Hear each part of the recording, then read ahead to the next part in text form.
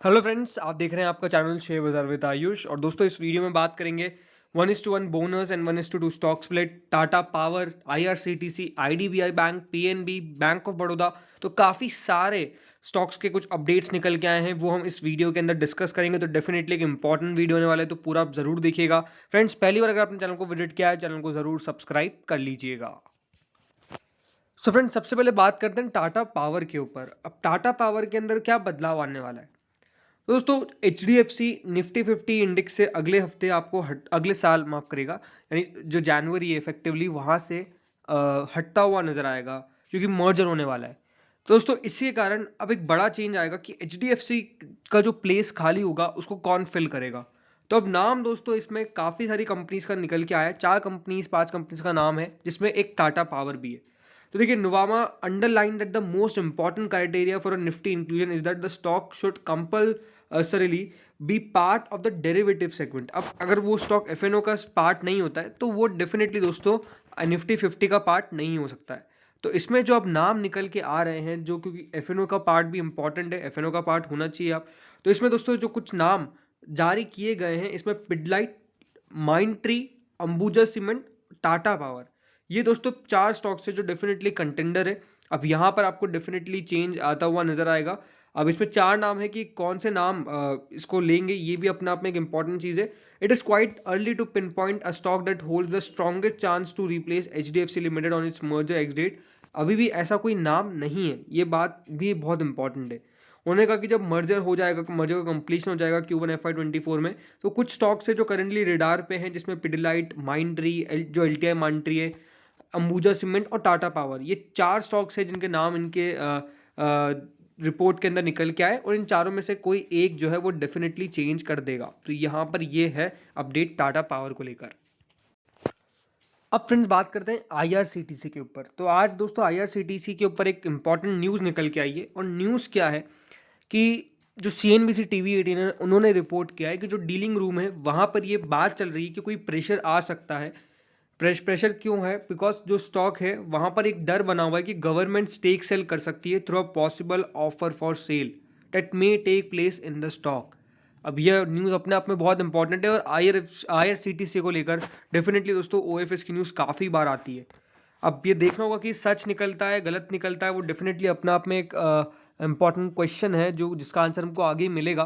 But अगर IRCTC के share के बारे में बात करें, तो आज स्टॉक इतना ज़्यादा टूटा क्यों? उसके पीछे का रीज़न साफ साफ यही है कि जैसे ही वो न्यूज़ निकल के आई, स्टॉक में एक सेलिंग प्रेशर क्रिएट हो गया। सारे रेलवे के स्टॉक्स आपको ऑलमोस्ट चलते हुए देखने को मिल गए, बट IRCTC नहीं चला। लास्ट 1 महीने में शेयर ऑलमोस्ट 7% टूटा हुआ है। लास्ट 6 महीने में स्टॉक मात्र 10% के आसपास ज़रूर बढ़ा है, बट ये है कि वो तेज़ी कोई तेज़ी नहीं थी, क्योंकि जो तेज़ी यहाँ पर आपको ये दिख रही है, उससे पहले बहुत बड़ी गिरावट हमने देख ली है। शेयर कितना बढ़िया कर रहा था, लेकिन अभी बिल्कुल बढ़िया नहीं कर रहा है। और अगर OFS आ गया तो 100% इस प्राइस से तो नीचे आने वाला है। एक ऑब्वियस सी बात है कि 716 पे तो लाएगी नहीं। हो सकता है कि वो यहाँ से 5% 10% कितने का भी यहाँ पे डिस्काउंट दे। तो ये अपने आप में डेफिनेटली एक चीज़ें हैं, कुछ चीज़ें हैं जो हमको समझनी पड़ेगी कि अगर OFS आता है तो ये अपने आप में एक थोड़ी सी दिक्कत रह जाएगी इन्वेस्टर्स के लिए। बिकॉज जो इन्वेस्टर्स यहाँ पर पहले से ही बने हुए हैं एक हायर प्राइस पे, वो और भी दोस्तों यहाँ पे डेफिनेटली दिक्कत में आ जाएंगे। बिकॉज अगर OFS लाते हैं तो यहाँ पे एक और प्रॉब्लम फॉर इन्वेस्टर्स खड़ी खड़ी हो जाएगी। तो ये हमको देखना है कि आगे किस प्रकार से यहाँ पे और भी ज़्यादा अपडेट्स निकल के आते हैं। बट अभी तो यही है कि हाँ, IRCTC की जो OFS है उसके बारे में बात चल रही है। अब बात करते हैं दोस्तों IDBI बैंक के ऊपर। तो IDBI बैंक के ऊपर जो न्यूज़ निकल के आई वो डेफिनेटली आज काफ़ी बढ़िया थी, स्टॉक भी इंक्रीज हुआ। यहाँ पे सेंटर जो है वो फॉरेन फंड्स को अलाउ करने वाली है IDBI बैंक के अंदर कि वो करीबन 51% तक स्टेक रख ले। तो ये अपने आप में एक बहुत बड़ा डेवलपमेंट हम कह सकते हैं कि IDBI बैंक के अंदर अगर फॉरेन फंड्स 51% से ज़्यादा होल्ड कर लेंगे तो डेफिनेटली मालिकाना हक फॉरेन फंड्स का हो जाएगा। और फिर वो बैंक भी चलाते हुए देखने को मिलेंगे, ये भी अपने आप में एक बहुत बड़ी बात है। तो देखिए, according to a government clarification on Tuesday, the central government will be allowing a consortium of foreign funds and investment companies to own over 51% in the state owned IDBI bank. 51% दोस्तों यहाँ पर कर सकते हैं होल्ड। सो करंट जो RBI की rules restrict foreign ownership के अंदर है न्यू प्राइवेट बैंक्स के अंदर, इस पे भी दोस्तों एक in reply to interested bidders query the department of investment and public asset management said the RBI residency criteria for promoters applies only for newly set up banks and should not apply to an existing entity such as IDBI bank. तो ये अपने आप में थोड़ा सा अभी एक हम मिसमैच हम कह सकते हैं, बिकॉज आरबीआई क्या कह रही है, गवर्नमेंट क्या कह रही है, इसके ऊपर यहाँ पर अभी भी क्वेश्चन है. बट ये है कि अगर residency criteria would not apply, अगर यहाँ पर होता है तो अनडाउटेडली फॉरेन फंड्स के पास जो स्टेक है वो चली जाएगी. इन फर्दर गवर्नमेंट ने ये भी कहा है और सेंट्रल बैंक ने ये भी कहा है कि वो कंसिडर करेंगे relaxing the 5 year lock in period for shares if a non banking financial company is merge into IDBI bank. तो यहाँ पर भी एक चेंज आ सकता है, तो ये तो देखना ही पड़ेगा. Development come ahead of a 16 December deadline to submit expression of interest bids for a majority stake in IDBI bank. अब 16 तारीख को डेडलाइन है, अब देखना पड़ेगा उससे पहले किस किस का नाम निकल के आता है, और अगर इसमें फॉरेन फंड्स का ज़्यादा नाम हुआ तो ये अपने आप में एक बहुत बड़ी बात हो जाएगी आईडीबीआई बैंक के लिए. अब फ्रेंड्स बात करते हैं पीएसयू बैंक के बारे में, और पीएसयू बैंक के ऊपर कह सकते हैं कि अब फॉरेन ब्रोकरेजेस भी बुलिश हो रही है. आज मॉर्गन स्टैनली की एक नई रिपोर्ट निकल के आई और काफ़ी इंटरेस्टिंग रिपोर्ट थी, बिकॉज मॉर्गन स्टैनली ने प्राइस टारगेट जो है वो रेस कर दिए for most of the PSU bank, जिसमें PNB, BOB, bank of India आपको देखने को मिल जाएगा.